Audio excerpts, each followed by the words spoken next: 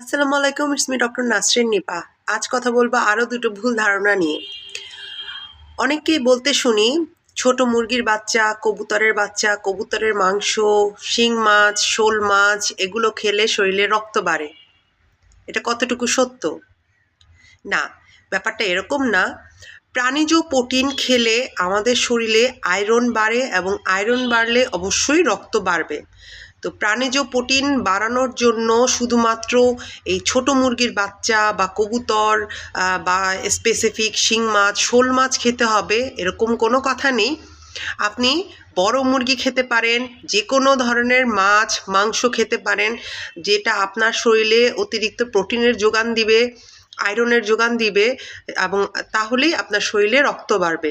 এর জন্য বেছে বেছে ছোট মুরগি মানে কম প্রোটিন, কবুতর মানে কম প্রোটিন খেলে কম আয়রন, কম রক্ত। তো বেশি প্রোটিন খাবেন, বেশি আয়রন, বেশি রক্ত বাড়বে।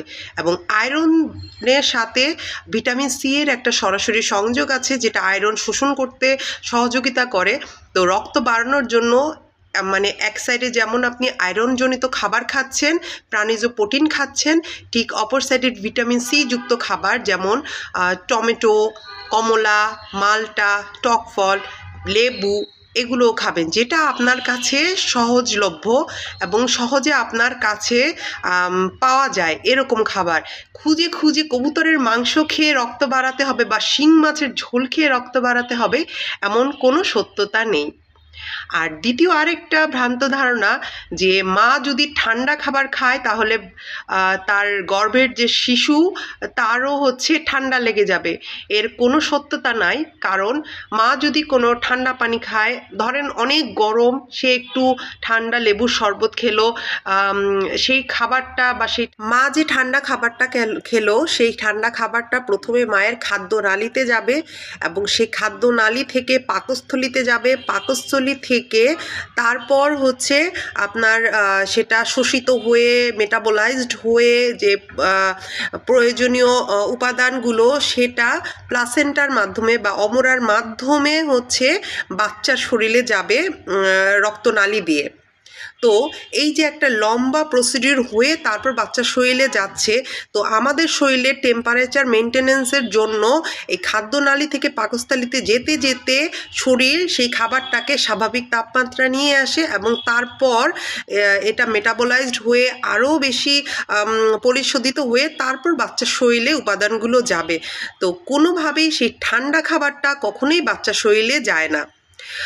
কিন্তু মায়ের যদি কোনো ধরনের অ্যাজমা, সর্দি, কাশি বা হাঁচিজনিত সমস্যা থেকে থাকে, সেটা অবশ্যই বাচ্চার জন্য ক্ষতিকর। কারণ মা যদি কন্টিনিউয়াস কাশি দিতে থাকে বা শ্বাসকষ্ট থাকে, সেটা বাচ্চার উপরে এফেক্ট হয়। অতিরিক্ত কাশির কারণে জরায়ুর উপর প্রেশার পড়ে, তো ইত্যাদি কারণে অবশ্যই বাচ্চার ক্ষতি হতে পারে। কিন্তু ঠান্ডা খাবার খেলে, ঠান্ডা পানি খেলেই যে সাথে সাথে বাচ্চার ঠান্ডা কারণে কোনো সমস্যা হবে বা বাচ্চার নিউমোনিয়া হবে পরবর্তী সময়ে, এরকম কোনো সত্যতা নেই। তো একটা প্রেগনেন্সি পিরিয়ডটাকে এনজয় করতে হবে এবং সে স্বাভাবিক সময়ে যেভাবে তার লাইফটা এনজয় করছিল সেই সময়টা তো সব ধরনের খাবার, সব ধরনের লাইফস্টাইল দিয়ে সে লাইফটা এনজয় করবে। তাতে কি হবে, মা যদি হাসি খুশি থাকে, বাচ্চা হাসি খুশি থাকবে এবং একটা সুস্থ ডেলিভারি হবে। সো আজকে এটা দুটো ভ্রান্ত ধারণা নিয়ে কথা বললাম। ইভেন এই প্রেগনেন্সি পিরিয়ডে জোর করে ছোট মুরগির বাচ্চা বা শিং মাছের ঝোল খাইয়ে রক্ত বাড়ানোর কোনো কারণ নেই, বরং অনেক বেশি বেশি মাছ, মাংস, দুধ, প্রাণীজ প্রোটিন জাতীয় খাবার বড় মুরগি খাওয়াবেন। তাতে মায়েরও মানে স্বাস্থ্যের উপকার হবে এবং অনাগত সন্তানেরও স্বাস্থ্যের উপকার হবে। ধন্যবাদ।